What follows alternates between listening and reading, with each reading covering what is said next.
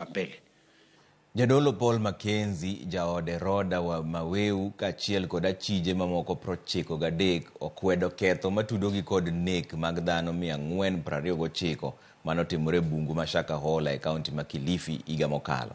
Mackenzie kachiel kod lange ne ochwale doho ma Mombasa e nyim jang'ad bura Alex Idhuku kuma ne osomnegi ketho 238 matudogi kod nek ma iyango ni notimore kind dwe mar achiel higa mar 2021 gi dwe mar 9 e higa mokalo.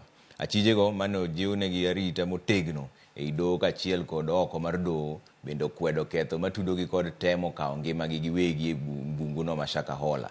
Dohono koro biro golo ng'eto mar kaponi biro wegi thuolo kod rambon kata ooyo. Chieng' tich ang'wen mar jumane bende ibiro chwalgi e doho mar nyithindo matono noka kuma bende ichano donjnegi kod ketho mar rocho ratich nyithindo.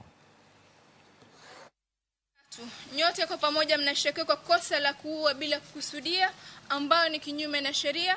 Maelezo ya mashtaka ni katika tarehe tofauti mwezi wa Januari mwaka 2021 na ule mwezi wa 9 mwaka 2023 kijiji cha Shakahola, Malindi, jimbo la Kilifi, kwa kutekeleza makubaliano ya kujua kwa lengo la vifo vyenu pamoja na wengine ambao hawapo kotini. Mulishirikiana kumua Rukia Masha, mwanamke mtu mzima mwenye mwili wake ulitambulikana kama MLD/SITE/XLI117/16/5/2023.